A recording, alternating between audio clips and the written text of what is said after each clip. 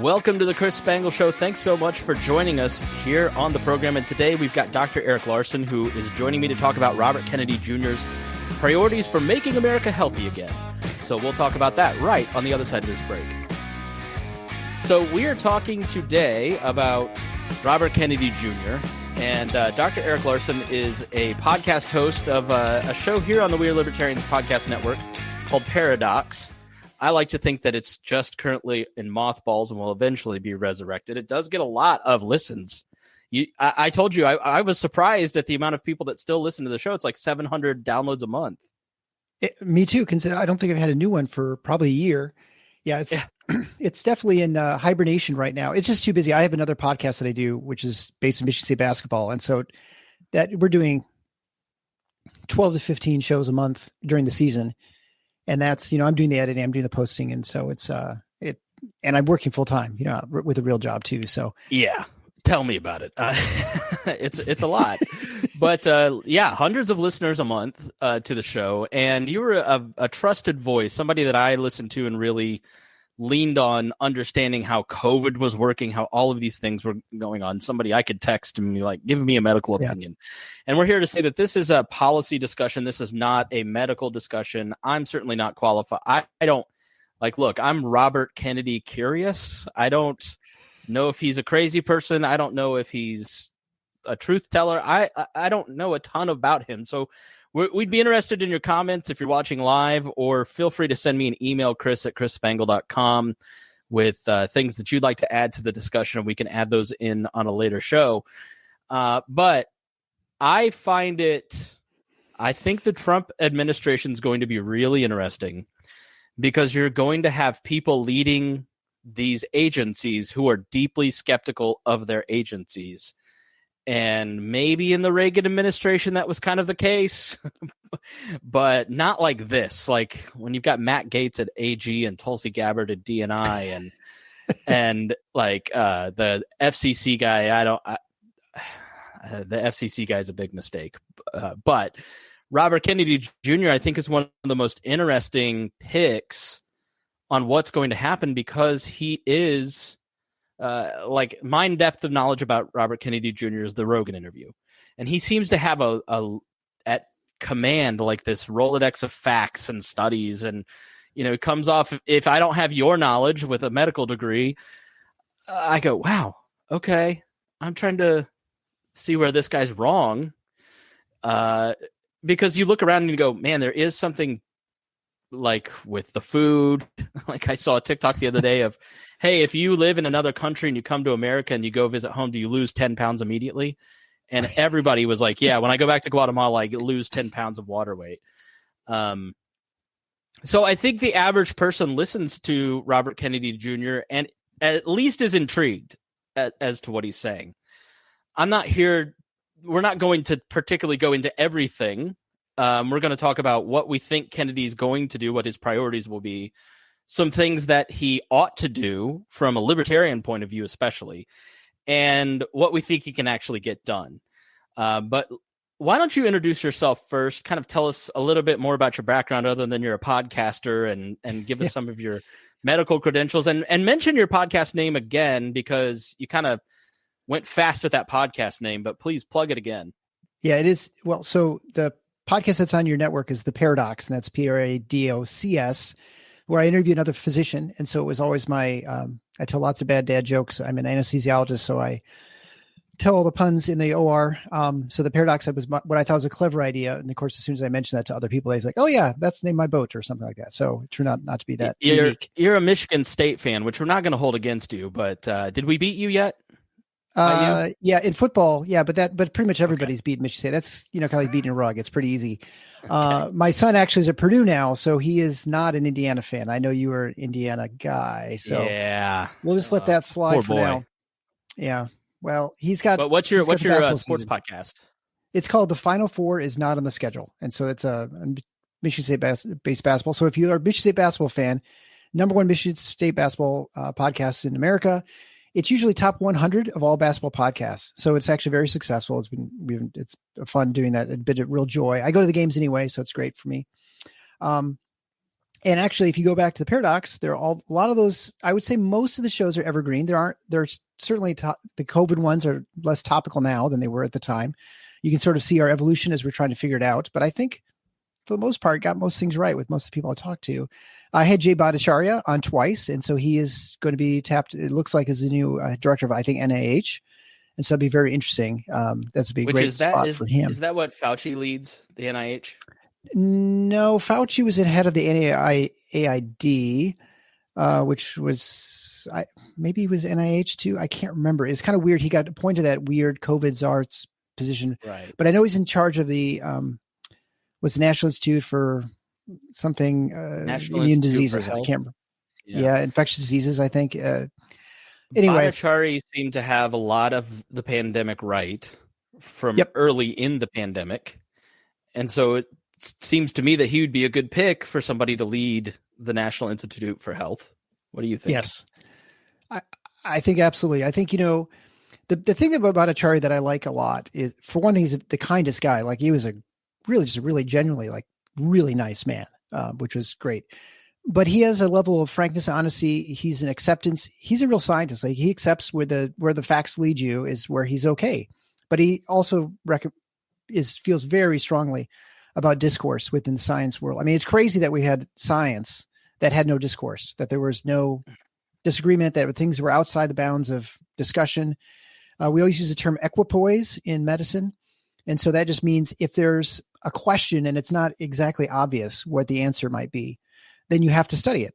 So gravity is not equipoise. So someone says, well, vaccines are great or whatever.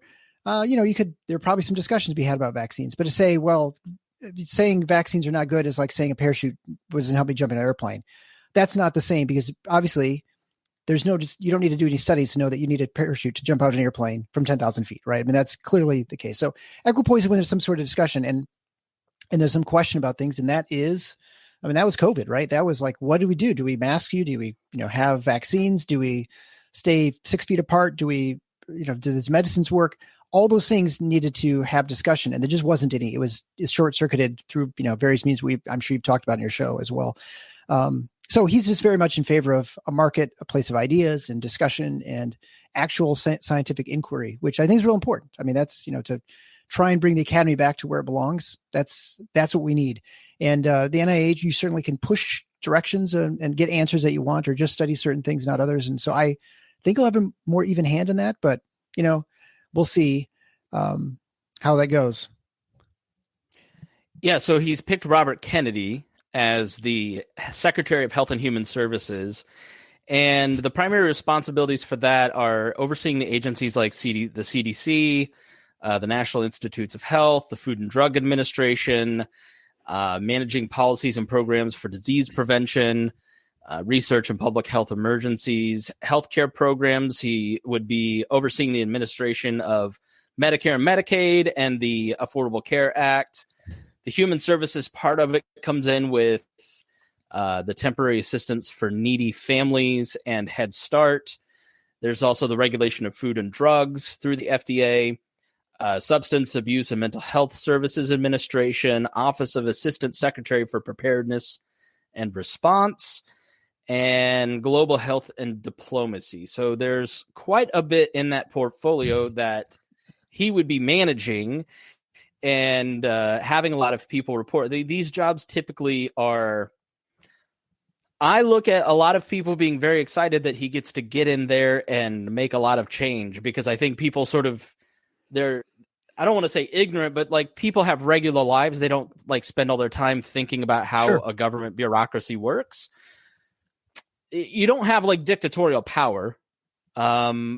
So you've got to pick and choose, I think, where you want to start, and especially when you only have 4 years and you have a lame duck president. Let's start with what you think Robert Kennedy Jr. is going to do. Like, what do we know about his priorities and where he wants to set policy and directions for these agencies? What's your gut say? Let me first begin as a representative from Gen X. You're welcome, and F you to the country for the election of Donald Trump, since it looks like we were the ones who brought him in. You selected him. The only generation that went, surprisingly, boomers didn't go to Trump. It was Gen X was the only generation. Yeah. Well, our generation is defined, I think, by the two movies I always think of as Reality Bites and PCU. And I think those, if you are familiar with those films, they really encapsulate what it means to be Gen X. And you can look those up. And so it's not, what happened is not surprising to me. And unlike the first term, I think this feels very, very different. The transition feels much different than it was the first time he came into power. Whereas now he's getting people who are not just kind of cronies or whatever. They're people who I think are looking to actually, I mean, I don't want to say drain the swamp, but certainly affect real change. And I feel like that was not the case outside of maybe Betsy DeVos, as Secretary of Education, the first term, that she had a clear agenda and things she wanted to do with school choice and charters. And so RFK Jr. is like Rex Tillerson at Secretary of State. You couldn't have picked a better swamp creature than that guy, right? Right. Oh, I mean, Pompeo. I mean, there are all kinds of, it's littered with people who've been there time. I mean, we'll begin first by saying there's every reason to believe, if you look at Trump's first term, that RFK will not survive 4 years. Mm-hmm. So we'll just assume he makes it through. But RFK is absolutely 100% a reflection of what happened in 2020 through the COVID and the lockdowns and COVID. The reason he was popular is, especially those on the right, is because of his resistance with the COVID policies, skepticism about the COVID vaccine, skepticism towards the mandates, towards all the stuff that kind of went with COVID. And I think in many ways he was right about a lot of that stuff. But, the question is, was he right because he is first principles that he's right, or is he right just because he happened to be right and he had a big platform? So that'll be the real question. What does he want to do? I mean, he clearly has, if you made him like Secretary of Energy, I don't know that he'd have any clear policy, right? I think, but he definitely has energy, maybe, but environmentally he'd be a disaster. And right. Yes. If you don't know Robert Kennedy's background, let's just refresh people. He's the son of Robert Kennedy, who was assassinated in 1968, brother of John Kennedy. He is as elite as they come. He went to Harvard. He's a lawyer and has spent much of his career working in environment. I remember being a good little bushy back in 2004, hating Robert Kennedy Jr. because he was anti-war and a Democrat and, Greenpeace all the way, right? He was a big environmental lawyer who would come in and sue Monsanto for certain things, or mercury levels in water, and suing coal companies for releasing those things in. And then along the way, he started focusing on children's health and vaccines.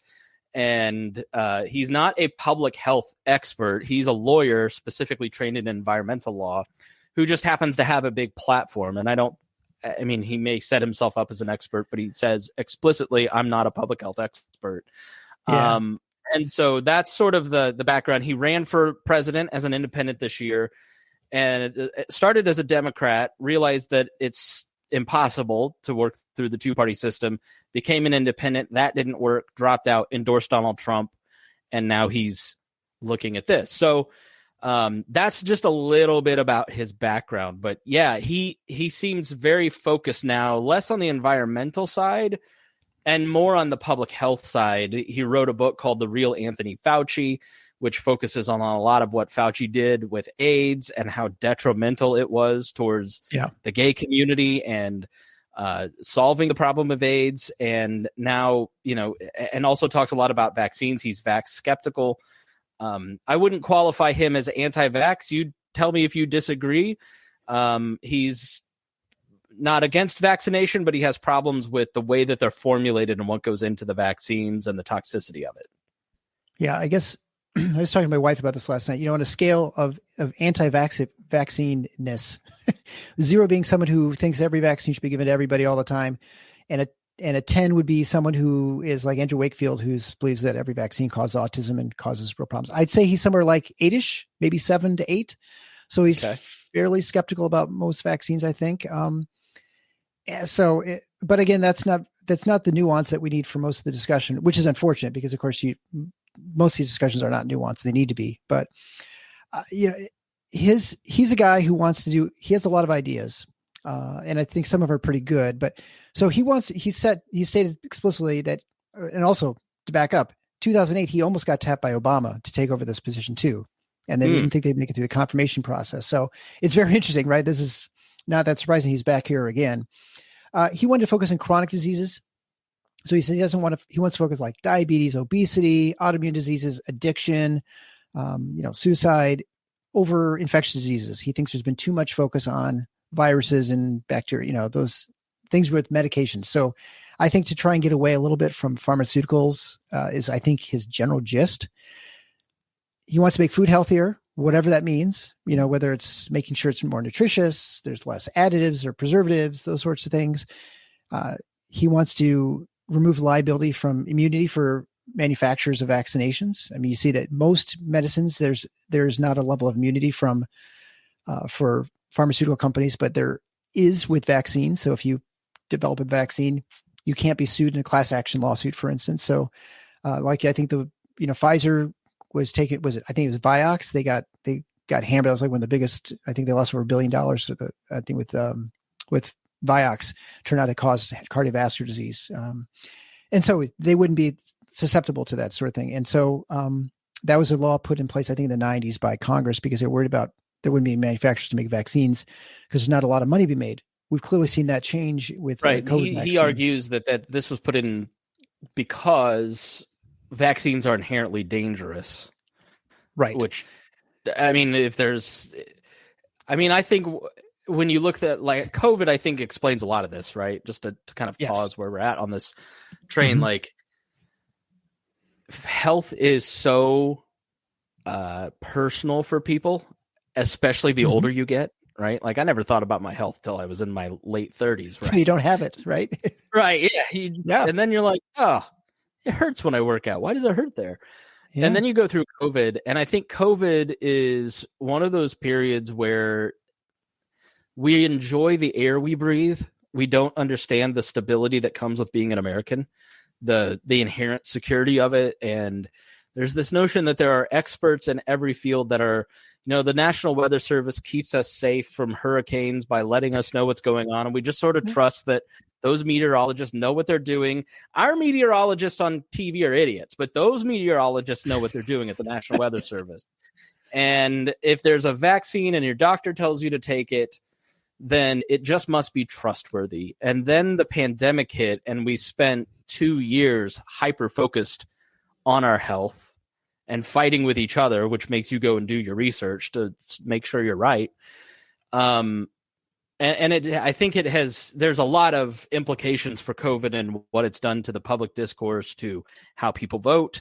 But I think in this particular area, vaccine skepticism, like that used to be like a cranky thing. Like you wouldn't ever mention that you were that way. And now I would bet 30 to 40% of the country kind of thinks he's right on it. And then that's probably going to be 50 by the end of this term, So yeah, I think there's and that attitude of you can't talk about this. We're going to ban your YouTube show. We're going to take you off. It just, I really wish Robert Kennedy could sit down with, I don't know, a Fauci-like figure and just have a conversation and a debate back and forth in like a healthy manner. But it's one of those facts, like having immunity for drug makers for vaccines seems really suspicious, Dr. Larson. It seems fishy for sure. Yeah. Yeah. And the problem in defense of the measure with the current law is you'd say, well, it's really many of the things that you're getting sued about are very difficult to prove. Like you have to use population-wide studies. Obstetricians might be, if there's a delivery that doesn't go real well, the baby looks a little blue for a little bit. After a few minutes, perks up, looks fine. Is that kid not getting to Yale 18 years from now because they were a little hypoxic or is that sort of typical?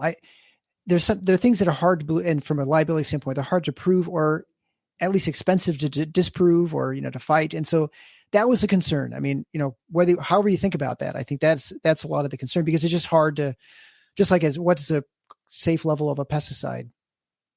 Is it 20 parts per million? Is it 40 parts per million? At what point does it cause brain damage or cut cancer risks? Well, is it rare cancer, slightly less rare in this one town? Is that because of pesticides? These are hard things to ferret out and sort of figure out. And so I think that from a litigious society, the concern is trying to get away from that. So, I mean, that is both so you can feel about that however you want, but I think that's the thinking behind preventing those things as well. Yeah, I mean, just from a first principles standpoint, I mean, if we had a free society, like you would want to have private lawsuits against companies that provide a product, and just giving them blanket immunity. I don't know. I can see the argument that, look, you'd sue you'd sue them into oblivion, but also I don't know. I don't know how I don't think I like the idea. We can talk about it later too. I mean, this is just what he wants to do. Yeah, right. So I mean, there's only so much you can do. So focus more on chronic diseases as opposed to infectious diseases. Yep. Work on making food healthier. Yep. Remove indemnity from the vaccine. Yep.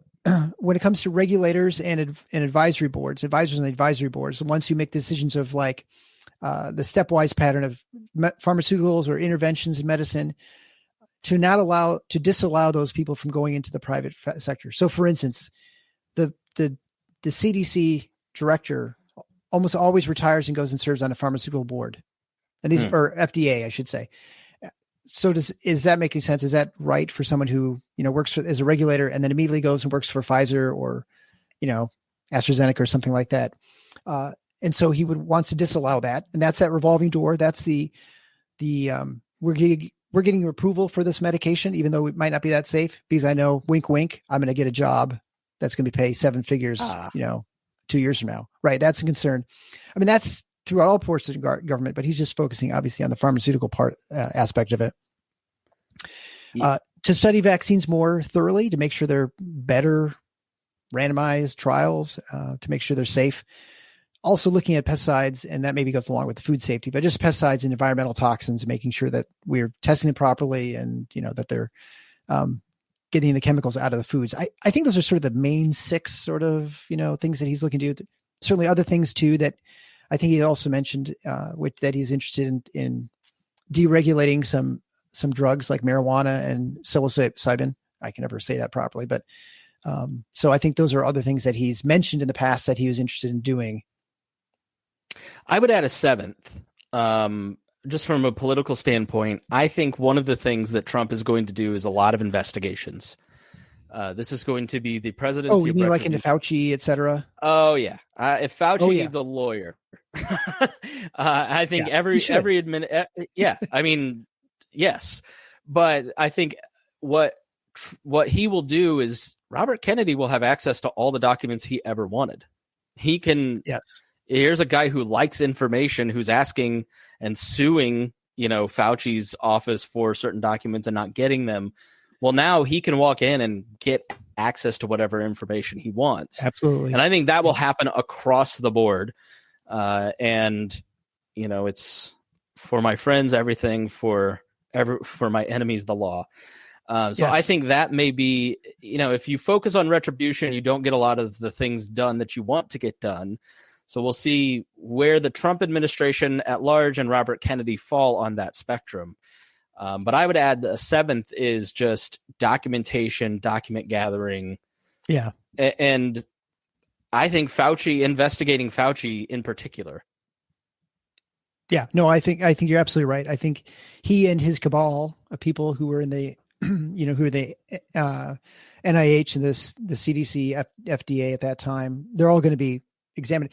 I mean, the smart thing for Kennedy to do, I think, is, and I think you're absolutely right, that's probably one of the goals of his is you just make it all open and just kind of let other people take it over and don't actually pursue it yourself. Just like that thing's going to work itself out, whether it's Congress picks up the ball or private journalists, citizen journalists, which there are plenty of, who will pour through those documents.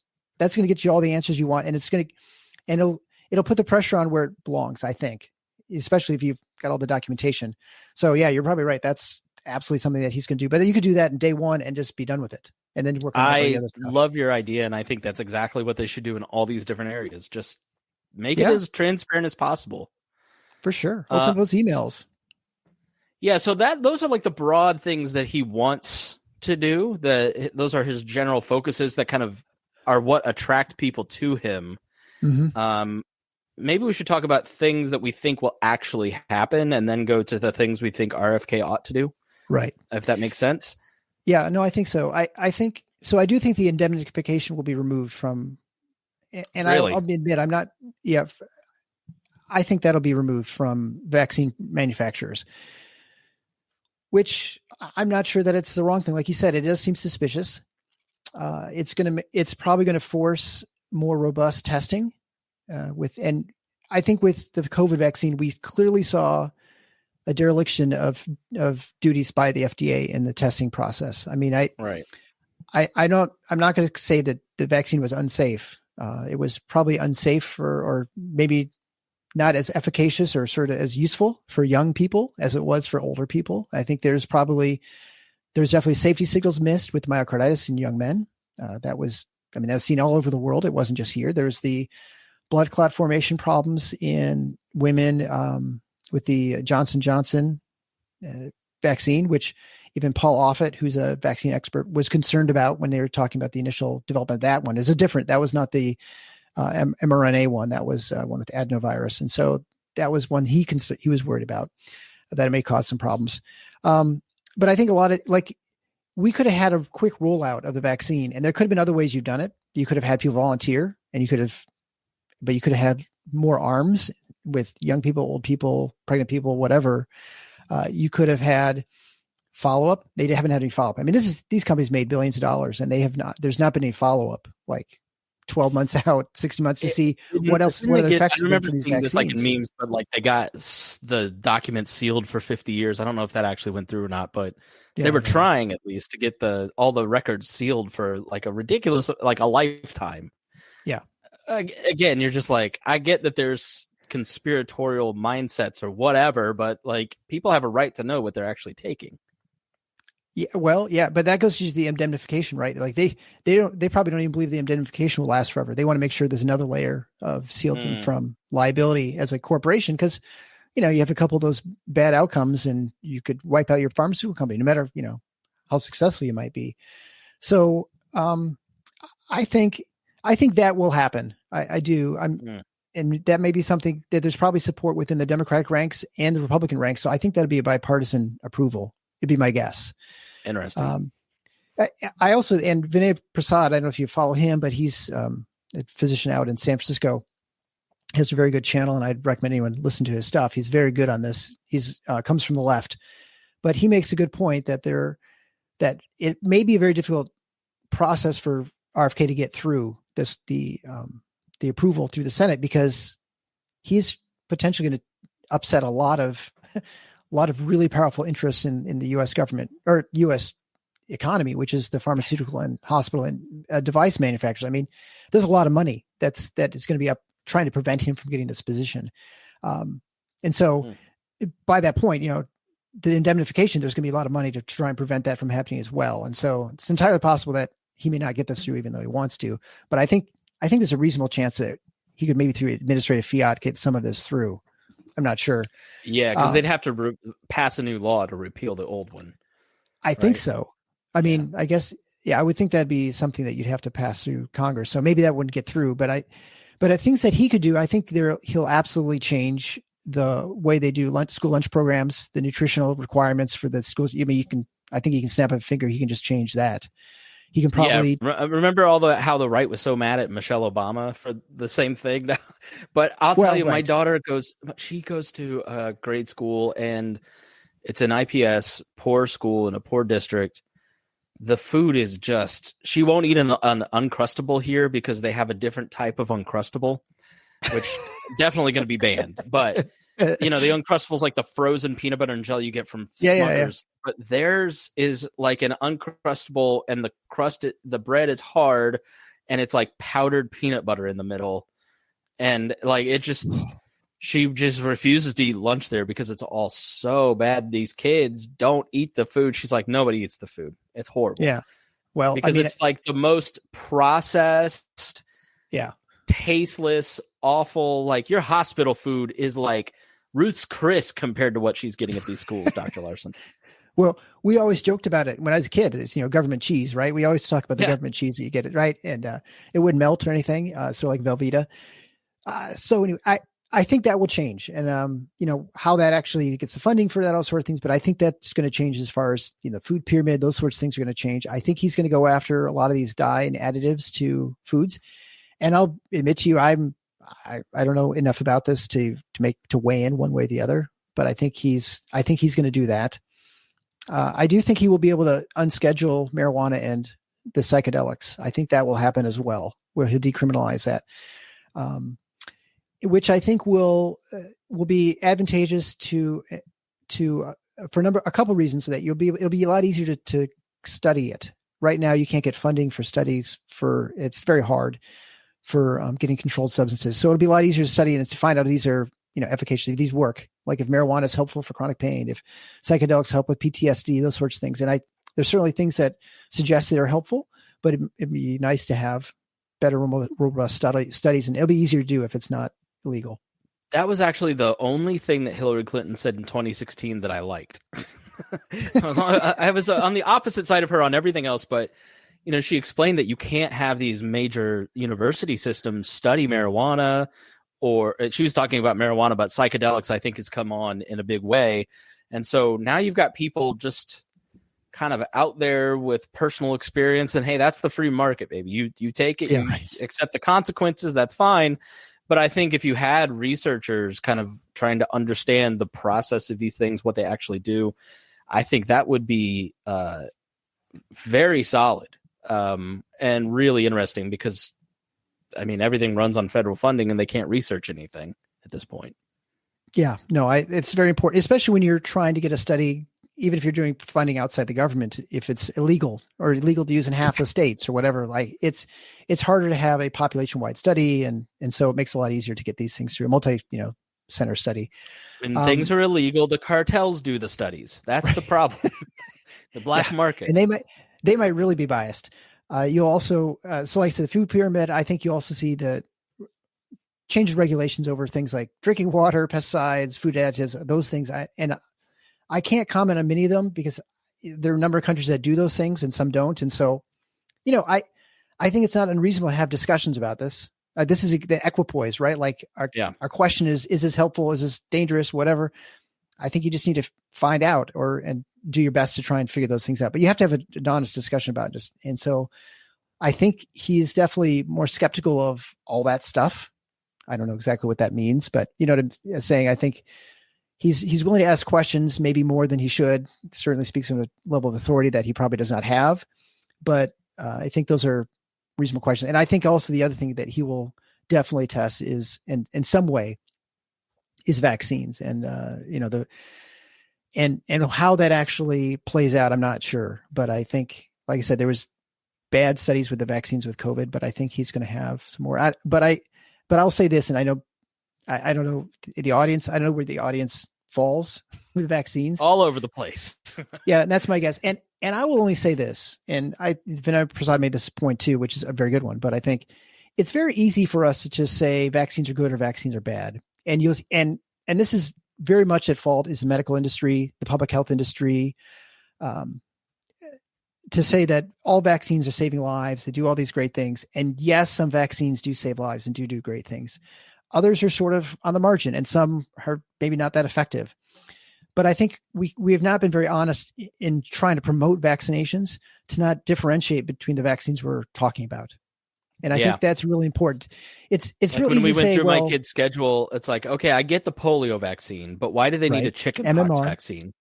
Right? Like MMR, but a chickenpox vaccine like that, I looked it up because I was so annoyed by it. I was like, why are we doing this? And I went back, and there's like 7 deaths a year, or some crazy low number, and they're all very vulnerable children who get chickenpox.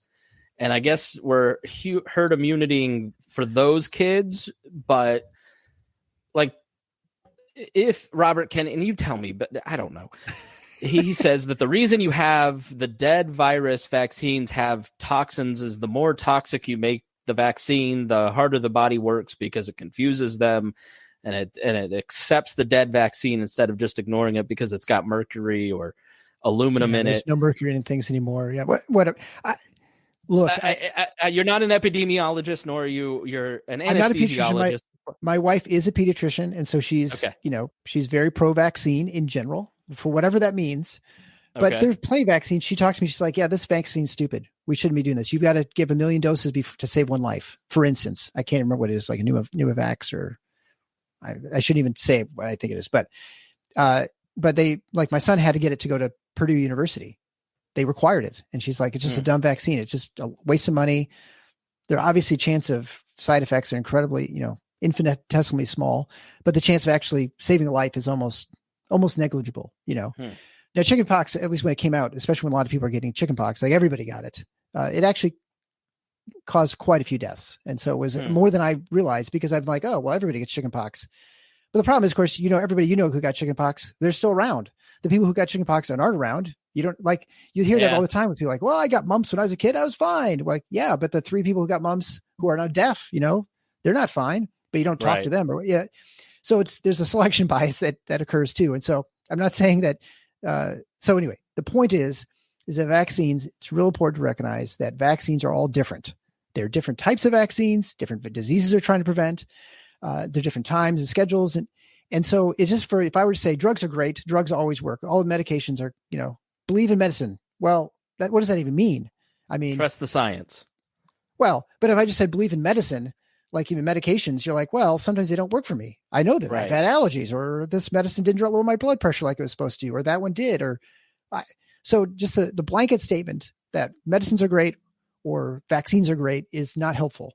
And then when you have a vaccine like the COVID vaccine that was helpful, but it didn't do what a lot of the proponents claimed it would do. And then if you try to say, well, actually, if there's natural immunity, there are other sort of ways of modulating the disease process, not just with the vaccine, that you're shouted down like you're a crazy person. And that was in the public square. And that anybody who would suggest otherwise was a crank or whatever, like Jay Bhattacharya, right? Yeah. Or Monica Gandhi, people who are like, even on the left, who are very pro-vaccine. They were sort of shouted down like they're crazy people. And then people realize that it's not true.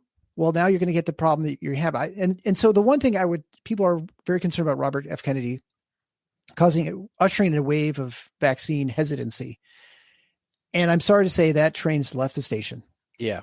It's not coming back. RFK, whether he's HHS secretary or not, vaccine skepticism is here for probably generations. And it's a sad state, but it's public health's fault. It's medicine's fault for just having a non-nuanced approach to things. And I don't know. I mean, my wife's seen it. There are more kids with pertussis now. They're newborns.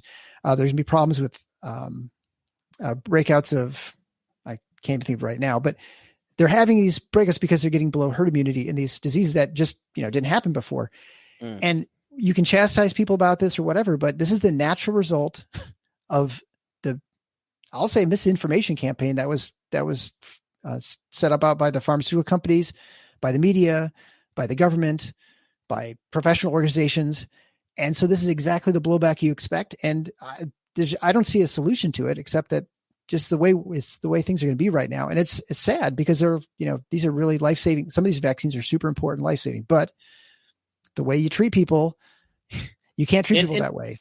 Yeah. And I feel like Trump is so much, it's just the infantilization of society. Like, look, we're the experts, just trust us. I think it's most prevalent through the COVID discussion, but there's so many different areas that speak to why populism is surging. It's not just COVID. It's the economics of it all. And like, oh, well, globalization and immigration are good. I agree with those things, but I can see how if you are a low-wage worker competing with those immigrants because your job was shipped off to China or Mexico, you disagree with me, right? No. Now you'll just learn to code and you'll be fine. And that doesn't work. That's that elitist, arrogant attitude of we know better than you. And yes, it comes from the right too, but there's just a strong sense on the left of like, you need to toe the line, watch yourself. And in medicine, you go to the doctor and, I don't know that you and I have talked about this, but when we had 5 miscarriages up to Matthew, my wife was pregnant 6 times in a year and a half. And we were trying to figure out what was going on.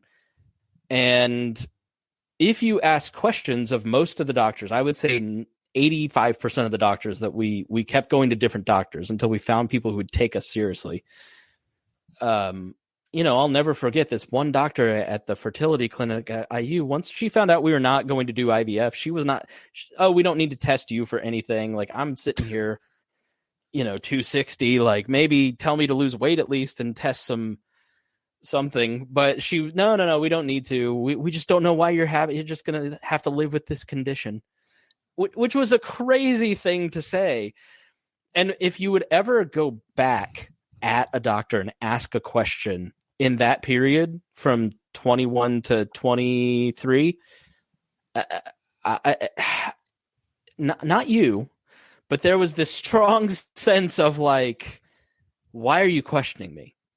Yeah. And I mean, it's like the price of eggs. Donald Trump didn't need to buy mailers. The perfect mailer was in the grocery store. Every time you went to the grocery store, it was right. It was a mailer, a TV commercial against Joe Biden and Kamala Harris.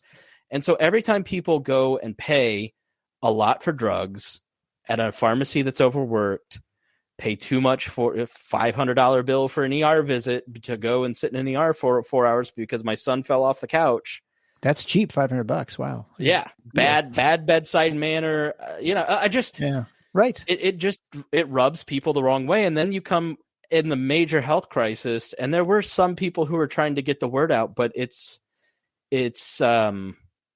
polished. Like, this is why the left doesn't have a Joe Rogan, because there's this like polish that experts and people who are in a field come with because they're trying to climb a corporate ladder, that it just doesn't resonate with people. It feels like you're trying to propagandize me. And so I get why people have skepticism about, like, the food stuff.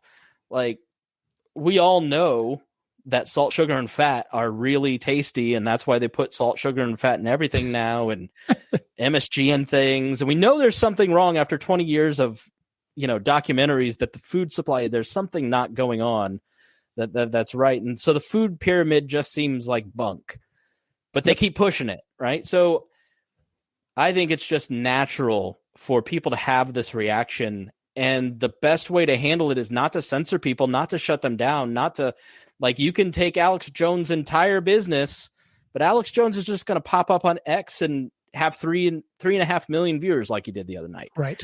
Exactly. You have to engage and have discussions and go out and, as a doctor, come out and do what you've done with Paradocs, or have people come out and have debates and have a public conversation and not be scared of people who question whether or not a diet of what did my mom used to eat? And it never worked because she was eating low fat, dairy, and nothing but grains. And right. High carb, low fat, whatever. Right. And you're just like, you're miserable, you're bloated. So yeah, well, and I totally agree. That's Jay Bhattacharya's point, right? His point is we need to have discussions about these things. We need to have open debates, not closed discussion, email discussions where we're talking about what's happening, but have a forum where you have people who are on opposite sides discussing what's the best diet, the pros and cons. You may find out you can't really come to consensus. That's usually the case, right? There's lots of times we don't really know what's best. It's the paleo diet. It's the Atkins diet. It's, who knows? It's just doing things in moderation, intermittent fasting. There are a million ways you can go about a lot of things, but I think that when you try and come to sanctimoniously tell people what they're supposed to do, especially as we have, I think it's a computer age thing where as things become more and more accessible, like behind the curtain, whether that's what media is really like. Who are these journalists? What, they're going to all these parties? I didn't know they were going to all these parties, hanging out with these politicians, and they're married to the chief of staff of the Speaker of the House or something. Well, of course they're going to give a story that's, deferential to someone. Scott Gottlieb was a great example of a guy who was Bush's FDA director. And then, he works at AAI, a conservative think tank as well, but he's also on the board of directors for Pfizer. So when the pandemic hit, Scott Gottlieb was on every single program explaining what was happening with the pandemic for a year, because he's at a think tank, he's a conservative, but he's on the board of Pfizer. And that never, ever was mentioned. Like, when, disclosed, right. It reeks of corruption. Yeah. But I think the fact that we know these things a lot more, we recognize that there's a level of, there's not the expertise is not at the level that people project or it's projected. So, I mean, I hope I'm not coming off as someone who's an expert in everything in medicine or even much. It just is very small bit of my field. But I think it's important to recognize that people just realize now that not everyone's an expert. It does. And it was hard during COVID, partly because it was hard to communicate. I never realized how hard it was for some older people to know what I was saying when I had a mask on all the time, because I wasn't allowed to take it off. And so that was a problem. Also, just the fact that it was just when you isolate people socially, they're just not normal. And we all experience that, right?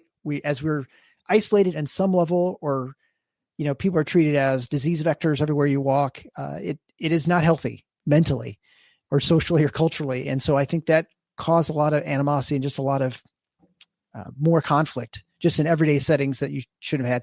And certainly in the office and stuff. But I would say in general, physicians are very much partly don't have time to have a discussion to get down into whatever it is, whatever the condition is. And so you're not going to do if I'm a surgeon and you're not interested in surgery, I'm not going to really spend much time talking to you. If I'm fertilization, I'm not saying it's right, but I think that's just the reality of what happens. And so, I don't know, that's just. And the big hospital systems, which we'll touch on in a minute. Jim says, debates are how people learn and become informed, and we are a nation of sovereign citizens who deserve no demand that our public servants respect us and our right to know what is happening. Yeah. Ron says, tobacco companies bought the food companies in the 80s, and the food is ultra processed now. And I do think that's he jogged my memory, because I heard not RFK, but an advocate for RFK today on Fox News talking about what his priorities should be, and his advice to his friend. I don't remember his name, but he was saying we need to treat the food companies like the tobacco companies and litigate, get them in court, force them to start removing sugar, removing high fructose corn syrup, and the subsidies that led to high fructose corn syrup. Like, what is your reaction to that? Like, should the Trump administration and look, it's a problem that we've got these things in there and we need to go after them and use the force of government. How do you feel about that? Well, I mean, I'm all for getting rid of subsidies and letting the market decide if people want to have sugar in their Coke, or if they want to have high fructose corn syrup. I generally think, and again, this goes along the lines, I don't know that we know everything, right? I think it's easy to say, we know this is a bad thing, we know this is a good thing, but it may be different for certain populations. Maybe it's better for men or women or kids or adults. I mean, I don't know the answer to these things. What's best is to leave it, sort of open as a market, not try and put your thumb on the scale one way or the other. Now, obviously you don't want people to eat consuming things that are like truly poison, like arsenic and everything or something like that. But things that I think where there's not a certainty, I think you have discussions. You say, what do you think's best? I probably don't know. And we can't speak with certainty with things we don't know. And so it's probably not right for government to say you should do one thing or the other. That's just my opinion. And if you can get rid of subsidies, obviously that eliminates a lot of the thumbs on, on the scales. And so then we can kind of just figure out where the market goes. If people decide they want sugar, cane sugar, or whatever, or seed oils or not seed oils, I don't know, whatever you want to do. You just kind of Heinz, man. vote with your dollar, right? That's the libertarian way. 7 or 8 years ago, I heard tale of Canadian ketchup, and I was like, "Oh, I want to try this because it's all natural ingredients and no high fructose corn syrup. Just is it basic sweet tomato, right?" And so I specially ordered Canadian ketchup, and then Simply Heinz noticed that so many people were doing this that they came out with Simply Heinz, which is now on your shelf at your store. You have two options. You have the Simply Heinz, or you have the regular Heinz ketchup, which has some of the other extra ingredients. And there is a taste difference. I do think there's a taste difference. But real quick before we go on to the next chunk, but is there a place, for people like me who have young kids trying to figure out all these vaccine debates? Like, do you or your wife have, like, okay, we've heard these arguments because they're easily to access on Joe Rogan, right? Are there like pro-vax websites that really solid that you would recommend to people? I mean, I think one of the definitive books is Paul Offit. He is, and so he's developed vaccines. He developed a vaccine for, I think it was RSV. Rotavirus. I think it was rotavirus.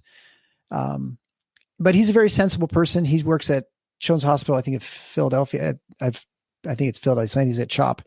And I think he's a pretty good advocate for, and he's someone who is willing to talk, and he's willing to look at real evidence. So for instance, he didn't get a booster for the mRNA COVID vaccine because he's like, there's no point. Once you have the baseline immunity, it's not going to prevent disease except for maybe a month or two or something like that, prevent infection. So all you can do is do disease modulation, which means that your body mounts some sort of immune response. It's not going to keep you from getting the infection, but you don't get as sick. And, a lot of our vaccines will work that way. Flu vaccine is a good example. Flu vaccine will not usually prevent you from getting the flu, but it'll prevent you from getting really sick from the flu. So instead of being out for 2 weeks, you're out for 3 days or something like that. And so, and he did not recommend it for his son, who is in his, I think, 20s. He's like, I don't think you should get the vaccine at all because you're not at an age at risk for getting bad outcomes from COVID, and you're only at risk for getting the side effects, the myocarditis, for instance. And so he said he didn't recommend any of his grandkids get the vaccine. He didn't think there's any point to it, that it was just introducing risk with hardly any reward. And he didn't have any super high risk grandkids, but there are very few kids who are ones that you'd be that concerned about. But also he recognized that vaccines are not magic. They just create an immune response and memory within your body. And once you have that memory, usually it's persistent, not always. Sometimes you have to get a booster 20 years later, something like that. But once you have that, there's not much more you can do. You can't have antibodies for every virus that exists in the world in your body circulating at any one time. We know this because we continually get sick throughout our life. We always get colds, right? A couple of years, something like that, as long as you have contact with enough people. And that's because if you had antibodies all circulating for all those viruses all the time, your blood would be like ketchup. It'd be like that high. It'd be so thick, It wouldn't work.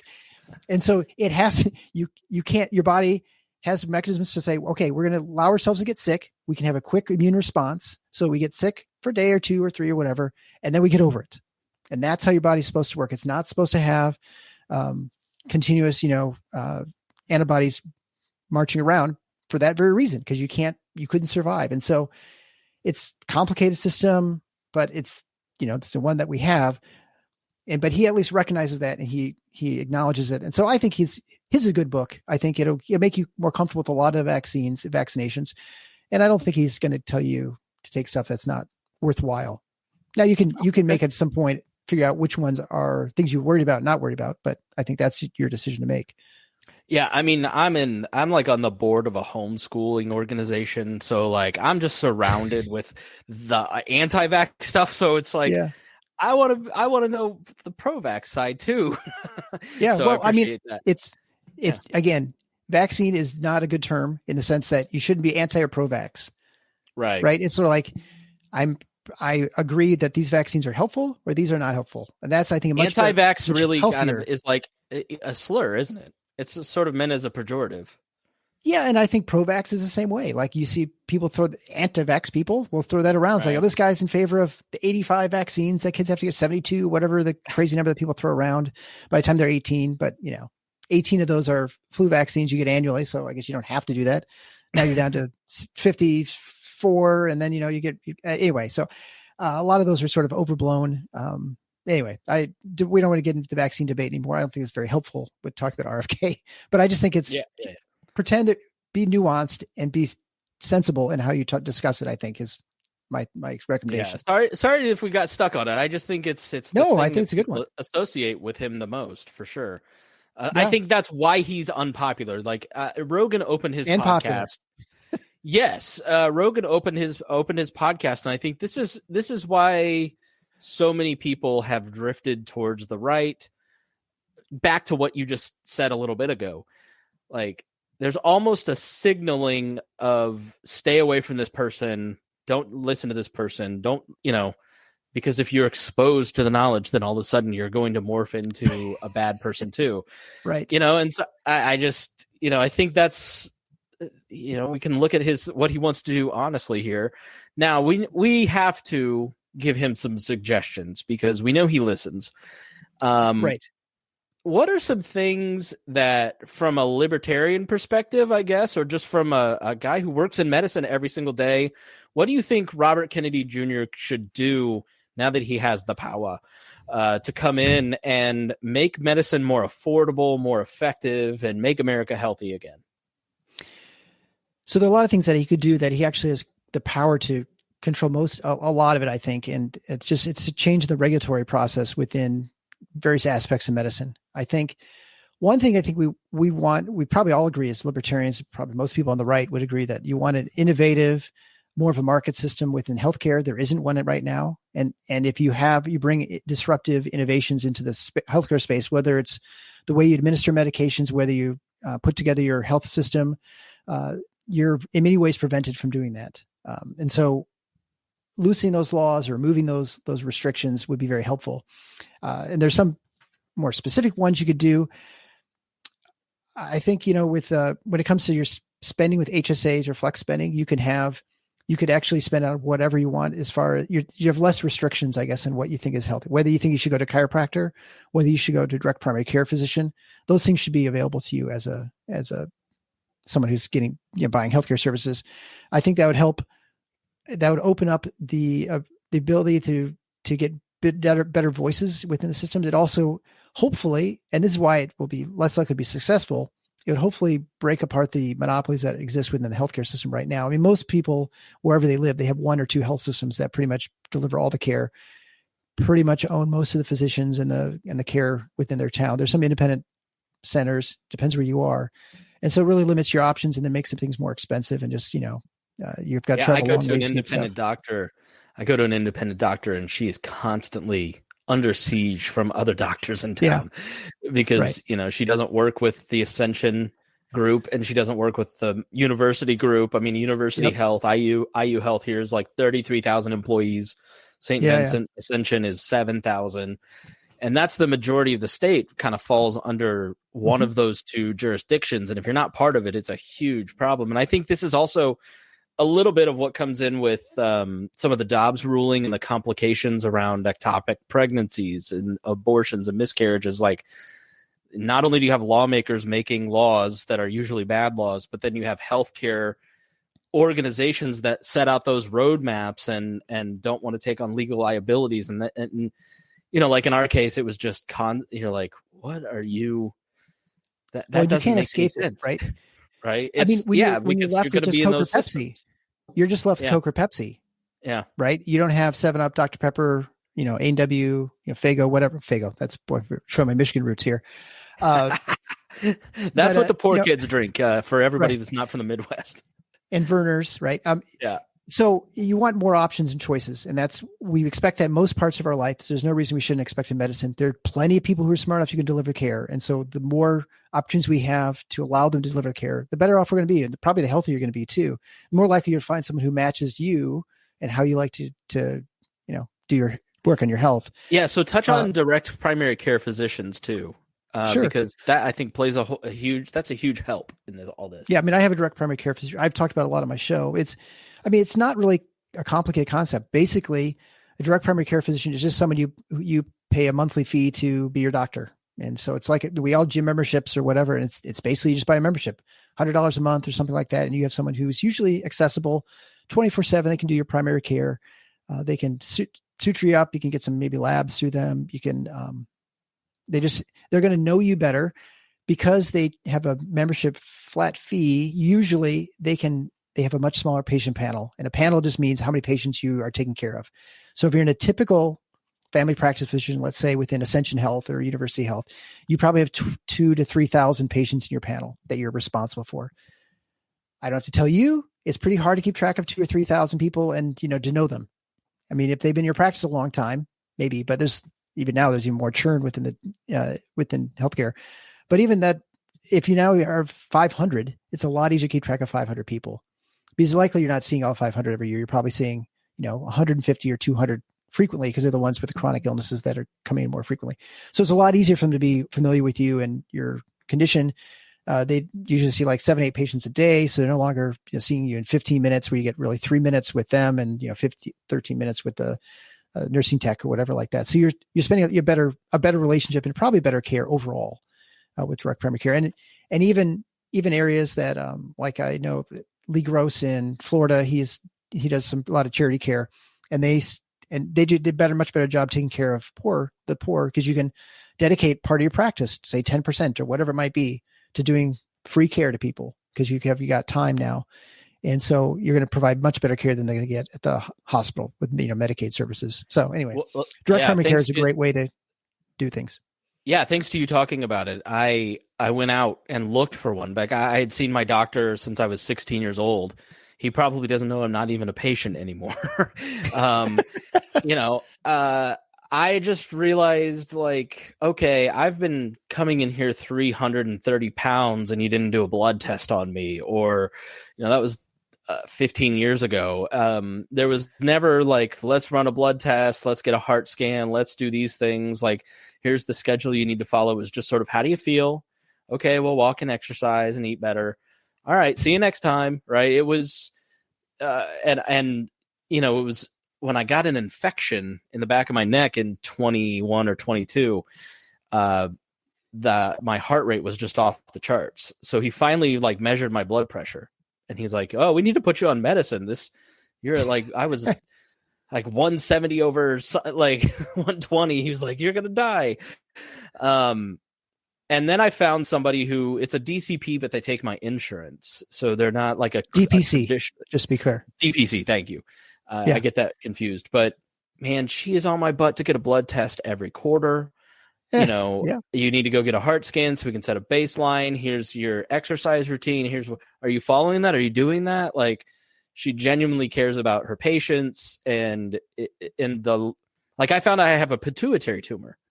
So she ran all these blood tests, and because my prolactin was elevated, she realized that she had me do a CAT scan and found out I have a pituitary tumor.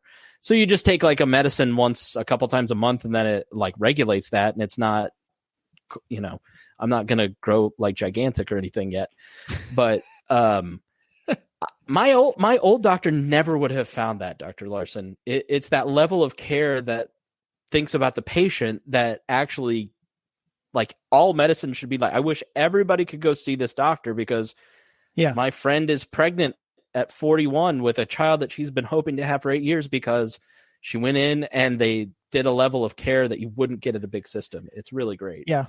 I mean, I think the important thing to point out too is that it's not like that other doctors aren't caring or that they don't, but it's the system is not designed in order to allow them to investigate, to know their patients, because they're entirely pushed on productivity reasons. I mean, my direct primary care, my first one, who had just retired, she switched because she's like, they kept coming to her and saying, "You're not referring enough patients to our other services." And she's like, "Well, the reason I'm not is because I know how to treat this stuff. That's why I'm in primary care. I can treat these things. I don't need to send them to specialists all the time." And like, well, you're not doing enough. And so so there are all kinds of outside pressures that are changing the way you practice. And so that's why physicians like it more. And it allows, just because you don't have as many patients, you can know them better. You can hound them more, like you and people who need the extra encouragement. So it just allows that extra bit of oomph you need to have a successful relationship. So, I mean, that's why I don't really ever see the doctor, hardly ever, like once a year. But when I do need medication or something like that, it's really easy to do. So it makes it easier for our family. And so when we need it. What else should he do? Yeah. So that kind of just actually leads into the fact that having physicians have a little more autonomy over the system. I mean, there's no better person to know how to run a system than someone who's actually in the system itself. Right. So it's crazy. There are most laws preventing physicians from owning hospitals and surgery centers, for instance, both state and federal laws. And so they need to remove that restriction. I mean, that doesn't make any sense to me. I would think that the rule would be, if doctors and physicians and surgery folks owned the centers, then they might, see profit centers and people, and therefore come back next week, or you need the surgery that's not necessarily needed. Is that the thinking? That's just my uneducated guess I here. imagine it is, but I can tell you the people who are administrators are less likely to be restricted by any sort of like ethics or concern about the health of a patient, because they're more concerned about the numbers. They don't even care if they're, you're doing more unnecessary surgeries, just so long as you're doing more surgeries. So I think that is always a risk, no matter how you have the system set up. But having physicians run it, at least they would have sensible ways of running things, as far as they'd be less likely to adopt silly bureaucratic processes, which we get all the time. And those are hard to point out exactly, except I can tell you there are plenty of them. And so having a physician, it'd be a little helpful. It certainly removes some of the monopoly of these administrators within the system, which also brings you to medical boards. There's only one kind of like medical board mainly in the country. And so having one governing body, they set the rules, and we've seen this during COVID. Was okay, they're bought the ABIM, the American Board of Internal Medicine, threatened to kind of remove your license, your certification, your board certification, if you advocated the wrong policies, like if you questioned the COVID vaccine, for instance. Or can I ask what a medical board is? What do they do? Yeah, so basically, when I graduate from medical school, I go to a residency where I specialize in something. So I did anesthesia. And then once you finish your training, which there's a certain period of time, a certain amount of surgeries you need to do, or you need to do rotations and this, that, or the other thing, you then have a certification process where there's an American board of whatever. My wife's American Board of Pediatrics. I'm American Board of Anesthesiology, and they have certain criteria. You do oral review and you take a test. So that was ours. And it used to be that once you get that, then you're certified for life. Now they've changed the restrictions. So now it's like, well, it's only good for 10 years. And now it's only good for a year, and you have to keep redoing it, and you have to spend thousands of dollars redoing these things, even though you've been certified. But the fact that they don't have any sort of alternatives, or there's no way to, they basically have far too much power and control over physicians and how they practice and what they can or cannot say. And so having competing boards would be helpful, frankly, I think. And there is one now that NBPS, but this is getting into the weeds a little bit. I think, one thing that would probably affect a lot of people is the FDA process, drug approval process. We all know that it's very expensive to get drugs through. And part of that is because there are two aspects to the FDA. One is the safety. They check to see that drugs are safe. So they have the phase 1 and 2 trials, make sure it's safe in animals and make sure it's safe in small human trials, make sure there's, nothing happens. And then in the later trials, they're supposed to have a monitoring system, which is not very good. It's actually really poor in this country. And so that could be improved. And so RFK could do that pretty easily. And maybe that'd be something that he would do, that they have a better monitoring system. Because the myocarditis that showed up in Israel for young men, they picked up on that right away. And yet, we gave way more doses, and it just was not seen here because our system is very poor reporting system. Yeah. And as I understand it, like anybody can report anything without any kind of verification. It kind of goes into the database. And yes. Yeah. Yeah. So there were 40,000 cases of this. And that's actually because a bunch of people who don't know what they're talking about put it in there, versus having people who are getting complications that are showing up at hospitals be much more useful, system. Oh, let me tell you, I call my mom, who's a registered nurse, every other week. I'm like, this is the end. It's over. She's like, just go get an antibiotic. You're going to live. And then the other half of the team, the part of the FDA is whether the drug is efficacious, means whether it works or not. And that's actually where almost all the money is spent in the FDA, in the approval process. It would probably, I think most people, when they think the FDA, they think, well, the FDA is finding whether a drug is safe to use. And that's what most people think with the FDA, right? I don't think they think about whether the FDA is checking to see that a drug works or not. And that is, compared to placebo or compared to the current treatment medications or whatever.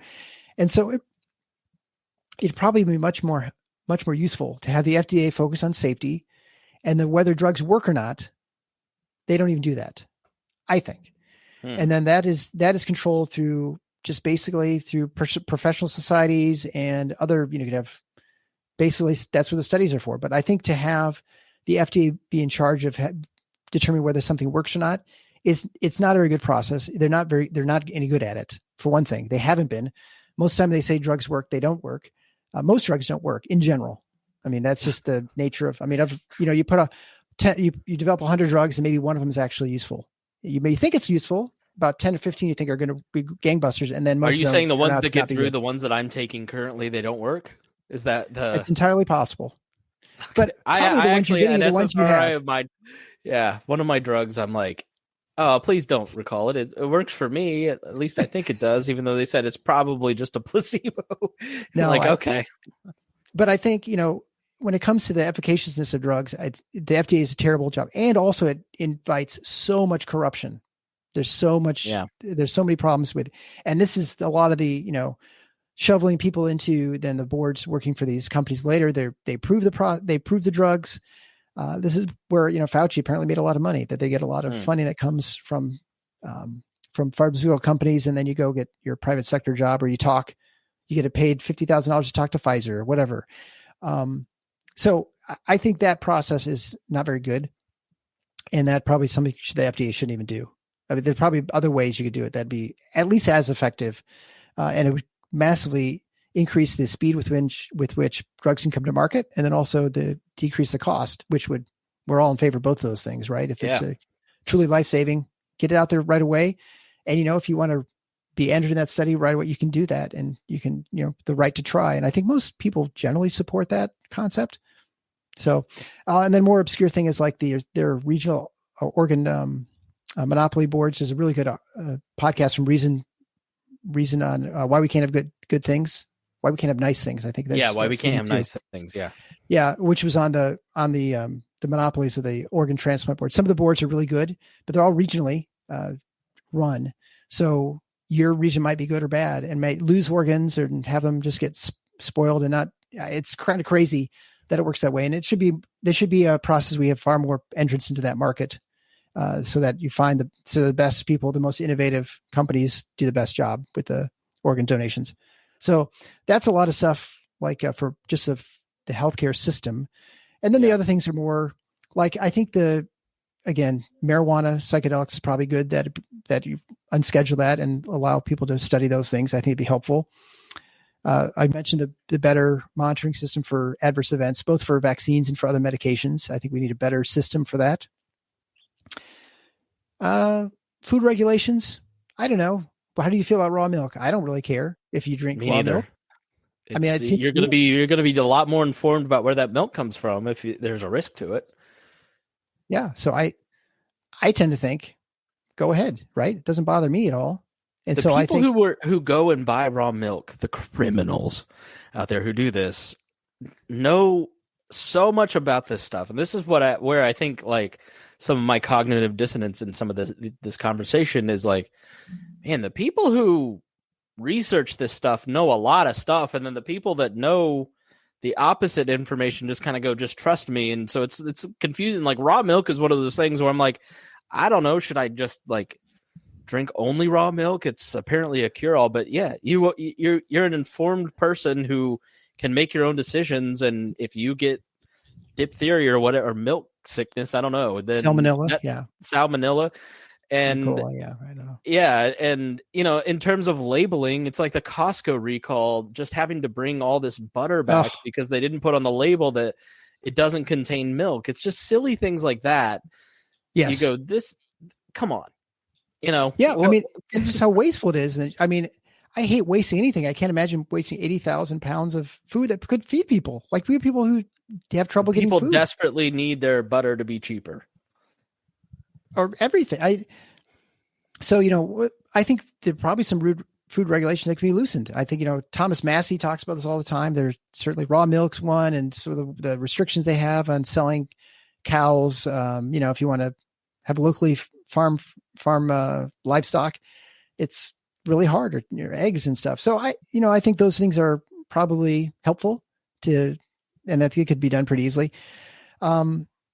So PBMs too, and I don't know how deep the discussion we want to get to, but pharmacy benefit managers. And so these are the most powerful healthcare lobbyists in the country. They're not insurance companies. They're not hospital systems. They're not the American Medical Association.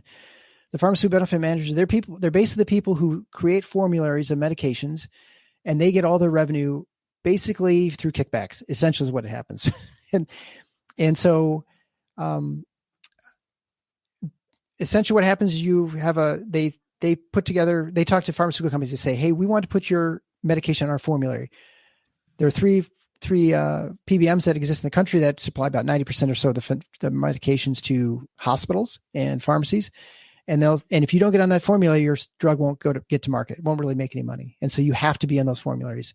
And they'll say, you can come on our formula, but you have to you've got to give us a discount, right? So that's the whole point. It's like we can buy large volumes of medications and provide it to our customers at a discount.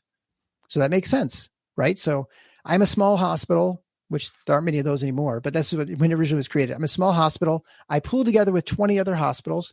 We create a large group purchasing organization that buys all this medicine at a volume discount, and then we get it for cheaper. Except what happens is these PBMs basically, they get the discount, 20%, they pocket the 20%, and then they sell it to you for 100%. And so it causes a couple problems.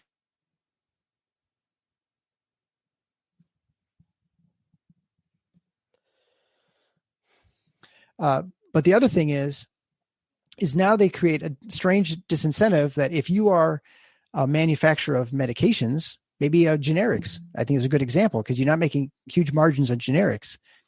But if you need to sell 20 different generics in order to make any money because you have to provide such a huge discount to get in these PBMs, you've now limited the amount of people who can enter the market to sell generics, which, okay, whatever, except it is a big deal because right now, if you talk to any of your friends in medicine, we can't find IV fluid.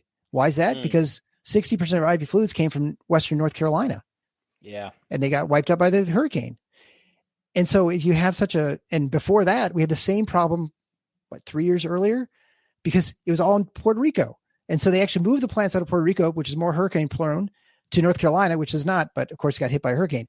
But the fact that you have a very brittle pharmaceutical industry, because you have to have such massive manufacturing. You can't have someone who just makes IV fluids because you just can't make any money on it. You have to have like 10, 15 drugs. So it has a lot less entrants can come into the market. So busting up those PBMs, busting up that, which is not hard to do, except that they're the most powerful lobbyists in the other than that little bit. Yeah. Other than that little bit. But that's something that could help tremendously because I can't tell you as a physician, I've talked to anyone in healthcare, they're driven crazy by the shortage of medicines. I've been short propofol, which is what I used to put people to sleep and sedate them. I've been short local anesthetics. That was like last year, the year before. IV fluids twice. I've been short fentanyl, ironically. We're short fentanyl for a while. Morphine, Dilaudid. I mean, just about any drug you can think of. And these are just ones that affect me. There are plenty that chemotherapeutic agents or other medications that you need, heart medications that are important. Because we just have a system that is really not robust. And it's because of these PBMs that force it so that not as many people can enter the market. So anyway, yeah, I don't know that. I mean, I'm not blaming them for the fentanyl crisis, but I think movies like Dope Sick on Hulu, for instance, where you see how entangled all of this is and how just like, obviously it's the worst story. Like I've had lots of family work at Eli Lilly here in Indianapolis. Great company. They care about people. They're not monsters trying to rob you for it's not the Sackler family. Is Sackler right? I think maybe, so, but I'm not sure. I'm not. But I think something like this would be very popular because that has been primed by trying to wrestle with the fentanyl crisis of the last few years and learning about it and reading and watching Dope Sick and books like that make you go, man, this whole industry seems really corrupt and something needs to be done about it. And that's I had never heard of that. That's really interesting. Yeah. And it affects all of us. And the problem is look how long it took me to explain it to you. And that was, I barely scratched the surface. And it's, you talk to someone for 3 minutes, they're going to be, the eyes glaze over and they don't care. Explain that to Trump. Write that in a tweet. What? The last thing I would suggest that would be great is if with CMS. So right now, the way they pay Medicare is they pay based on where you get your care. So if you get it through a hospital system, a heart cath, they pay X amount of dollars. If you get it through a private individual and independent, it's 1/3 X. And so that's generally how their payment system works. So there's a massive disadvantage to not be within a healthcare system to get any sort of care, which of course prevents, creates consolidation. within the healthcare space. And so there's less options for you. So you have Ascension and University of Indiana, right? You only have 2 options. In our town, it's 3 options, but most places it's not that many. And it's because of this. I mean, this is one of many reasons, but this is a large one, that there's such a huge disadvantage to trying to be independent outside the system and to make money. You know, if you're going to make 3 times more money, you might as well just go work for the man, and takes away some the problems from from an overhead perspective.